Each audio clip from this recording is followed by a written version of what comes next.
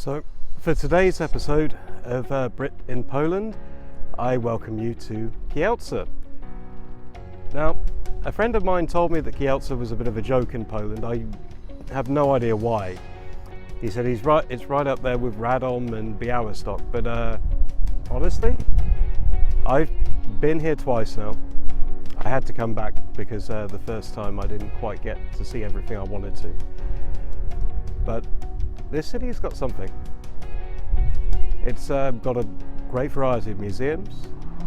It's got a wonderful geological connection as well. You have a geological museum, you have caves, you have a bit of everything, really. I mean, the city centre, okay, it's not the prettiest in Poland, I can say that.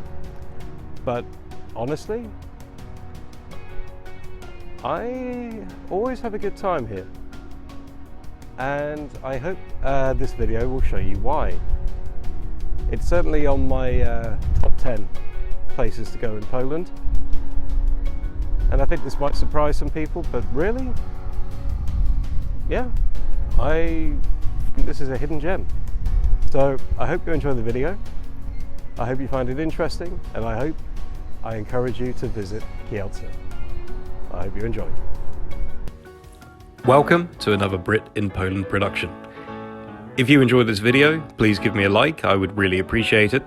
And if you're interested in learning more about Poland and seeing the sights, the history, the customs, what it's like to live here, then feel free to subscribe. And if you want to contribute to this channel, please feel free to contribute to my Patronite account. Information is in the comments. Otherwise, please enjoy the video. And feel free to check out my other media. You will find me pretty active on Instagram to give you the best images of Poland as well as promote my videos. And Facebook, I try to make sure that there's a list of my videos up there, plus the odd random article I think might be useful. And Twitter, I don't use so much, but you never know. So feel free to add. The magical city of Kielce is inhabited in the southeast of Poland. It's nestled between the Świętokrzyska Mountains, which is the oldest mountain range in the country. And I got to this particular city via Flixbus, though you can take the train or drive there, of course. Now, the beginning of this video, I want to talk about the history, and I want to showcase some of the museums, give you a feel for where the city came from. So the city itself, well, the land itself, sorry, was actually inhabited from, at least the 5th century BC. And at this time it was Celtic tribes dominating the area. And then by the 7th century, they'd been driven out by the Lechiti tribe of Vistulians, or the ancestors of the current Polish people. The land was taken by Bohemia, but soon came under the Piast dynasty as part of the emerging Polish state. Now, before I continue with the official history, let's talk about some of the mythology here. Now, there is one myth that stands out, and it concerns Prince or Duke Mieszko, who was the second king of Poland, though at this time yet to be ordained. And basically the story goes like this. So over 900 years ago, the vast majority of the actual area of Kielce city was covered by wide forests surrounding the Holy Cross Mountains. The wilderness attracting many daredevils and hunters. And according to tradition transmitted orally, the young Prince Mieszko once hunted in the forests here. While chasing a wild animal, he separated from his companions and got lost. Exhausted from finding the way back, he decided to spend the night in the wilderness. He dreamt that he was attacked by brigands who wanted to pour poison into his mouth. The would-be monarch probably lost the battle with a much stronger opponent, and he lost almost all of his strength and breath, when suddenly he saw Saint Adalbert in his dream vision. The saint raised his crozier and drew on the ground a winding line which turned miraculously into a stream. He drank the water and suddenly experienced a feeling of supernatural power which woke him up. At that time, the figure of the saint had vanished. The prince saw a spring nearby. The water was as clear and tasty as it was in his dream. He recovered his strength and found his companions. And when he was leaving the clearing, he noticed the huge white tusks of an unknown animal, perhaps a boar. The prince announced he would build a town with a church in that place, and soon St. Alderbert's church was erected in the clearing.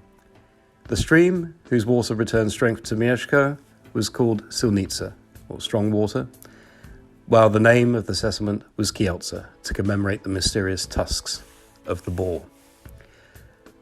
So other legends say that the name comes from perhaps the noble family of Kielce, or some say that it marsh, basically, due to the ground where it came from. So moving back onto the regular history, the land itself was not heavily populated until the 12th century, where the new settlement fell under control of the bishops of Krakow. It was in 1171 that the Collegiate Church of the Blessed Virgin Mary was established. Originally a Romanesque-style building, but frequently remodeled over the centuries into the Baroque basilica you see to this day on the top of Castle Hill. This features an 18th century altar, paintings commemorating important events in Polish history, such as the establishment of Christianity, and next to this building is an 18th century bell tower. Now, the town was said to be destroyed by the Mongol invasion of Ogadai Khan, son of Genghis Khan, but quickly recovered. By 1295, it was likely to find a city under German law, and the right was given to build fortifications. However, it was in 1359 that the city fell under Magdeburg law. Previously being an area dedicated much to farming, it became a centre of metallurgy in the 15th century. In 1637, the Palace of the Krakow Bishops was erected. Built in the Baroque style by Italian architects, it was intended to reflect the achievements of Jakub Jadzik, its founder. Visitors can now admire wonderful palace interiors, furniture, tapestries and paintings, as well as the Italian gardens at the rear. And it houses the National Museum of Kielce. In 1665, the city is destroyed by the Swedish invasion. In 1661, King Jan II Kazimierz and his court stay in Kielce. However, the city is occupied in 1662 by rebellious troops of the Holy Union. In 1789, the city becomes property of the Polish-Lithuanian Commonwealth. In 1800, a dangerous fire consumes almost all residential houses in the city centre, as well as the town hall.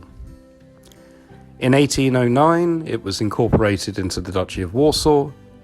In 1815, incorporated into the Kingdom of Poland. And then the city was taken over by Russia in 1867.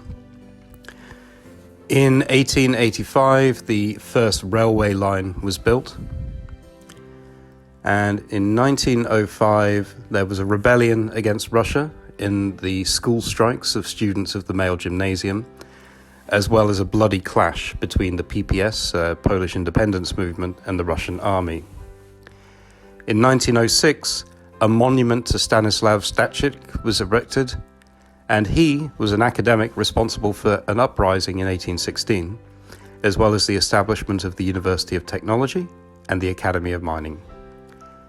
In 1914, Józef Piłsudski enters Kielce with the Polish legions, and in 1939, the German occupation begins. The Kielce ghetto was established in 1941, and in 1942, the extermination of the Jews of Kielce began with mass transports to the death camp of Treblinka. In 1945, you had the Soviet occupation. In 1946, an incident known as the Kielce pogrom occurred, which was an attack on the Jewish people. And bringing us a little bit more up to date, in 1999, Kielce was made capital of the Świętokrzyska province. So now you're a bit more familiar with the history. I hope you found it interesting. So let's go now and explore the city itself. The first place you will come to is Dworzec Autobusowy, or the bus station. Now, this is basically a UFO that landed in the 70s and it was converted into a bus station, or maybe not. It was built in around 1975, attributed to architect Edward Modrzejewski, and it's one of the most advanced facilities of its time, accommodating some 24,000 passengers daily, or at least that's the limit. It's now been declared a monument. Right next to this you have the Church of the Holy Cross, and remember, Holy Cross is synonymous with Świętokrzyska. And now we move centrally so that you have the Artist Square. This area is attributed with art, and there will be different kind of shows going on throughout the year, more notably in the summer. Moving on, we now go down the main street, which is the Sienkiewicz Street, which is actually named after Henryk Sienkiewicz, who was a famous Polish author, novelist and journalist and Nobel Prize laureate, famous for Quo Vadis. The street itself is about 1,270 metres long, dating back to the 17th century, and is full of 19th and 20th century buildings. Here is the main market square, as you can see, the central tourist spot, with lots of cafes, bars, restaurants, as well as just offering a very pleasant part of the city, a nice place to stroll through. It can get a bit busy.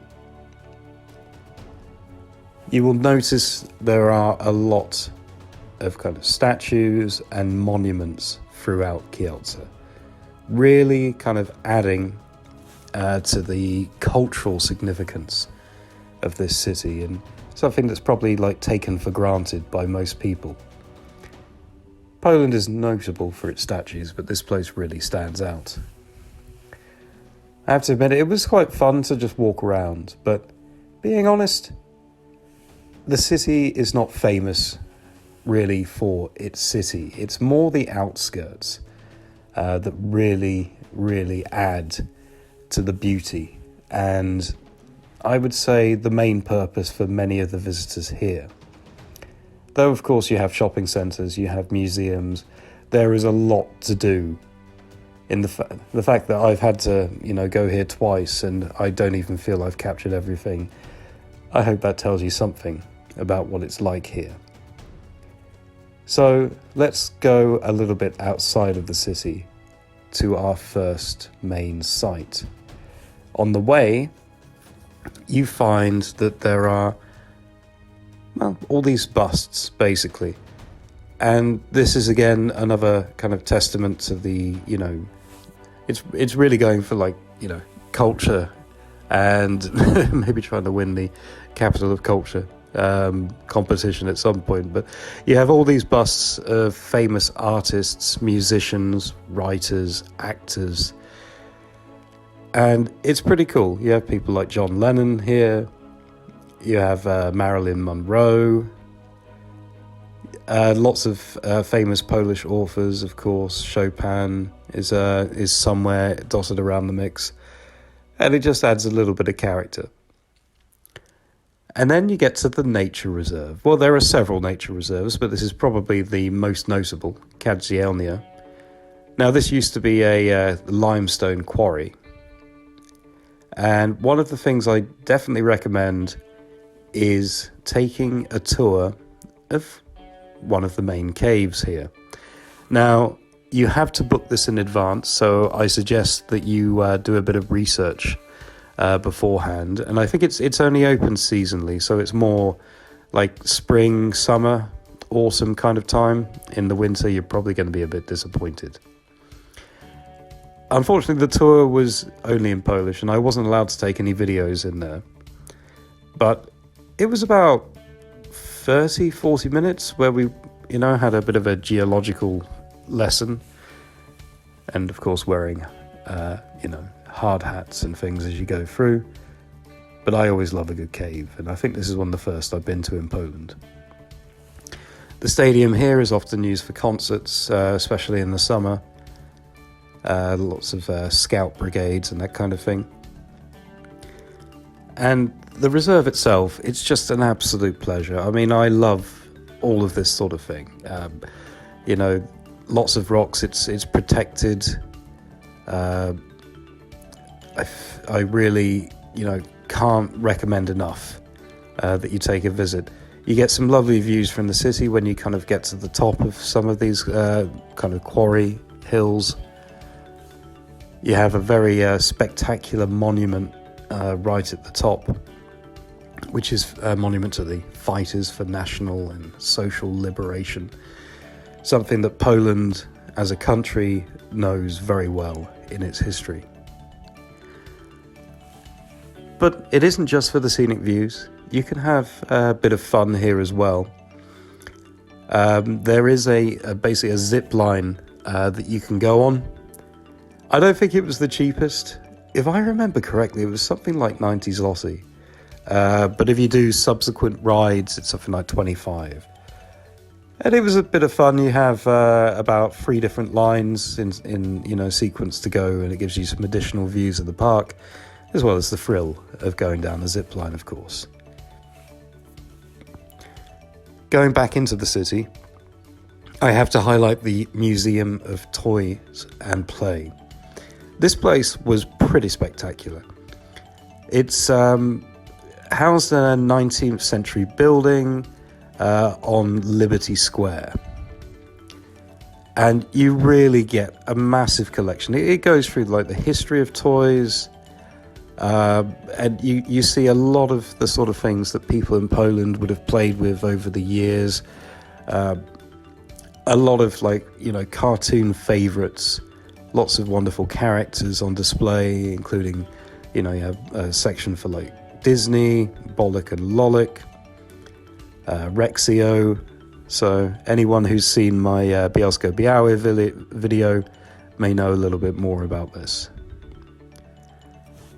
But it was like a real treat, to compare the sort of toys that, they grew up with in Poland to what we had in the UK. They have a whole room sort of just dedicated to different Barbie dolls with some pretty classic figures in there. Nice train sets. And really, it's the biggest and oldest museum of this type in Poland. Probably one of the biggest in the world, you would say, in terms of the content. You could spend an easy hour, maybe 2 in here. So I really recommend it. Next up, you have the Hammond Museum. So this is attributed to Lawrence Hammond, the creator of the Hammond organ. He also created a few other things, like an automatic card shuffler, certain clocks, I think 3D glasses. This guy was quite the engineer. And this is a private collection of over 60 different instruments, 30 different clocks. And it tells you all about his inventions. It tells you about the different musicians that were, using his work. You get to interact with some of the things as well.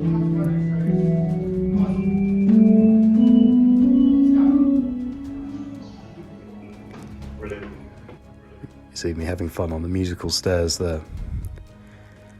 But this was a nice little diversion, I have to admit. It was just a bit of fun, something quite random. And what I'm giving you here is another tour outside of the city.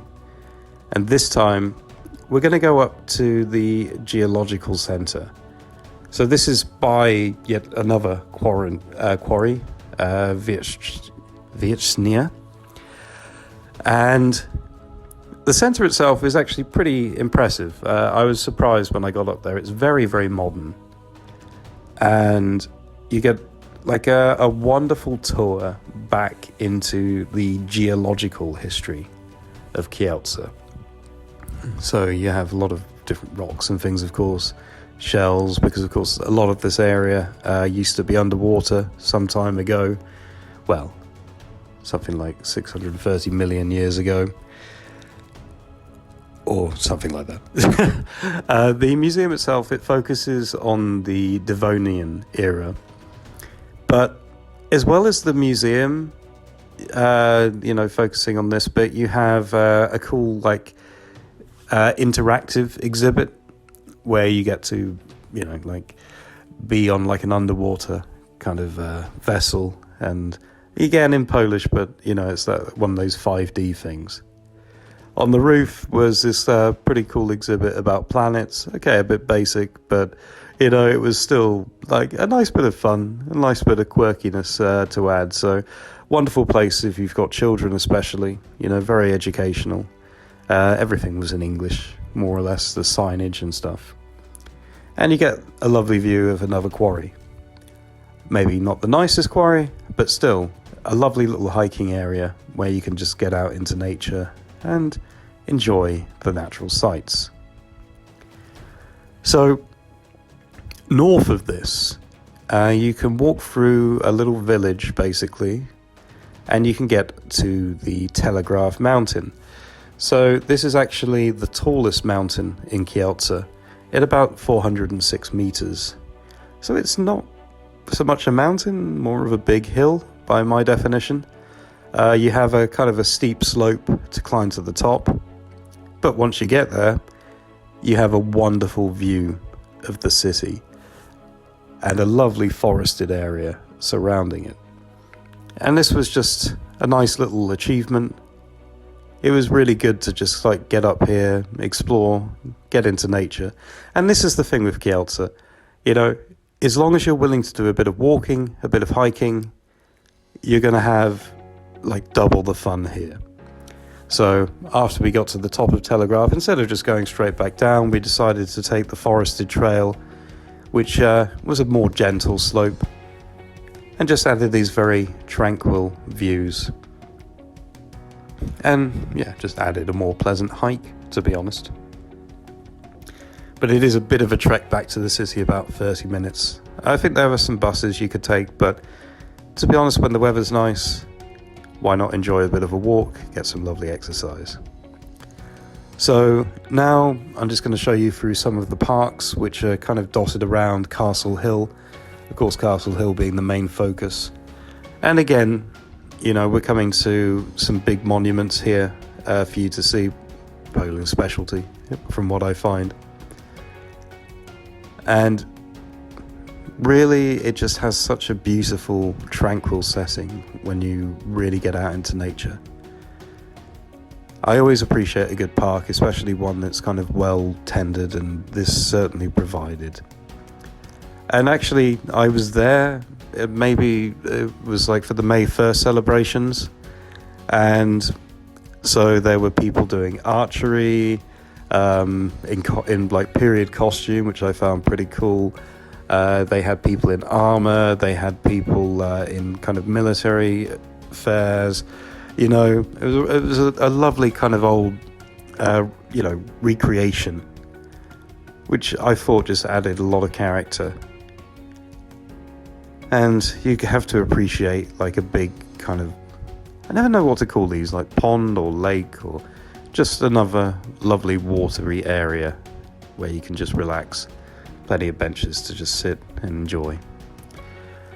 So finally, on this video, I want to show you some of the places I would recommend to eat.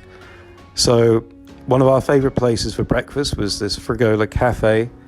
I hope you're impressed as we were by some of the sandwiches and things. And I also discovered Platt's Cafe, and I had a very, very nice English breakfast here. very nice service. Yeah, I have to say the service in Kielce was pretty impressive. And I felt very welcome here. And yeah, good quality food. Some of the best tea I've ever had in Poland as well, I have to highlight. So this was a restaurant I went to the first time around. You know, again, very classic scenery, you know, quite novelty, old-fashioned, but good quality food. And this was my favourite bar, a place called Hula Hop. They did some really, really nice craft beers in here. You know, it was a pretty quiet place. It's a little bit on the, you could say, like the outskirts of the kind of the main city. But again, not really much of a walk, maybe 15 minutes from the centre. And I'd say, yeah, I just enjoyed having a couple of drinks here. You had the Rockabilly Steakhouse and Whiskey. And this place, you know, I was looking for a restaurant. I was hungry. And this place didn't disappoint. It's kind of more American style. Had a few cocktails in here, a bit of grub. And I always love these themed places with a bit of extra decor. So, you know, I could definitely recommend this one. And to be honest, given how long this video's taken, I thought I'm going to do a part 2. So I'm just going to give you a last few views of Castle Hill. And in the second video, I want to take you on a bit of a pilgrimage, on a bit of a hike outside of the city, actually taking you to a castle. And perhaps include some of the things that I didn't feel I had time to include in this video.